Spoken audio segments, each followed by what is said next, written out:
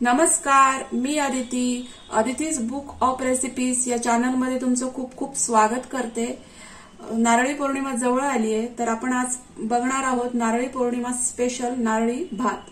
तर याच्यासाठी लागणारे साहित्य आहे, साहित्यामध्ये आपण मी 1 वाटी आंबेमोहर तांदूळ कुकरला 3 शिट्ट्या करून घेतलेला आहे। हा असा थोडा मऊसूतच शिजवून घ्यायचा आणि तांदूळ शिजवताना त्यात मी पाव चमचा मीठ घातलेला आहे, त्यामुळे आपल्याला नंतर मीठ घालण्याची गरज नाही आणि याच्यामुळे भात पण खूप टेस्टी लागतो। तर ही एक टिप आहे या भातासंदर्भात।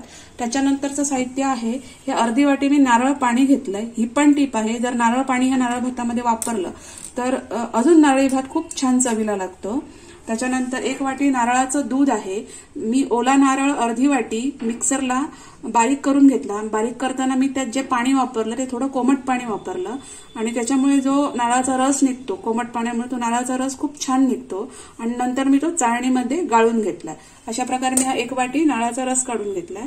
अर्धी वाटी आहे ओलं खोबरं, 1 वाटी आहे साखर, थोडी वेलची पूड आहे, थोडी हळद आहे, ड्रायफ्रुट्स मध्ये मी काजू घेतले थोडे, मनुका थोडे आहेत, 8-10 दालचिनीचे तुकडे आहेत, तसे 10-12 ही मी लवंग घेतलेत, लवंगमुळे पण खूप छान लागतो हा भात, आणि 4 वेलदोडे घेतलेत। वेलदोडे घेतल्याने आपल्याला तूप लागणार आहे भात बनवण्यासाठी। तर चला आता आपण बनवायला घेऊया। मी इथं कढईमध्ये 2 चमचे तूप गरम करत ठेवले, हे माझं घरगुती तूप आहे। 3 मोठे चमचे घेतलं पाहिजे तूप।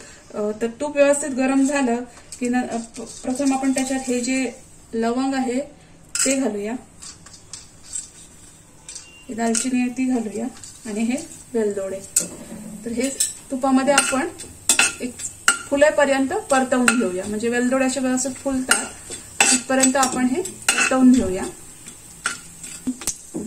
चला, आता आपले लवंग व्यवस्थित फुलले, दालचिनी वगैरे आणि हे आपले वेलदोडे व्यवस्थित भाजले की मग आपण याच्यामध्ये हे जे ड्रायफ्रुट्स आहेत ते घालूया आणि ते पण व्यवस्थित तेलामध्ये तुपामध्ये परतवून घेऊया।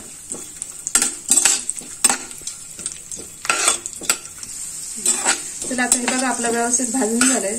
काजू हलके सोनेरी होईपर्यंत आपण हे परतवून घ्यायचं। नंतर मग आपण याच्यामध्ये ही जी हळद आहे ती घालूया, हळद पण पूर्ण तुपामध्ये मिक्स करून घेऊया। हळद मिक्स झाली की लगेच हा जो भात आहे तो घालायचा याच्यात।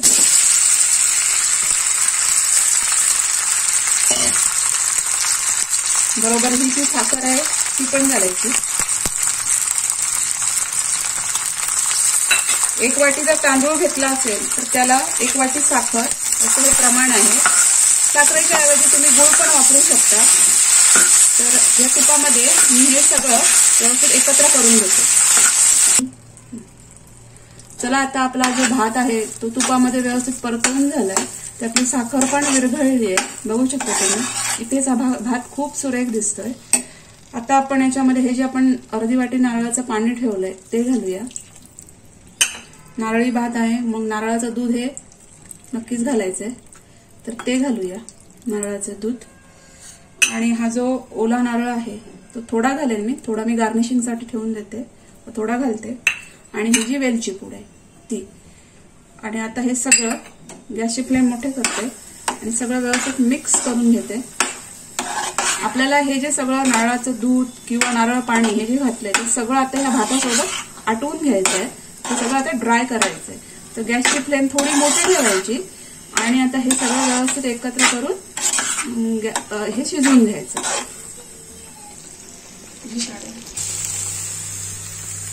चला, आता आपलं जे नारळाचं दूध आहे ते पूर्णपणे या भातातून आटलेलं आहे, बघू शकता तुम्ही।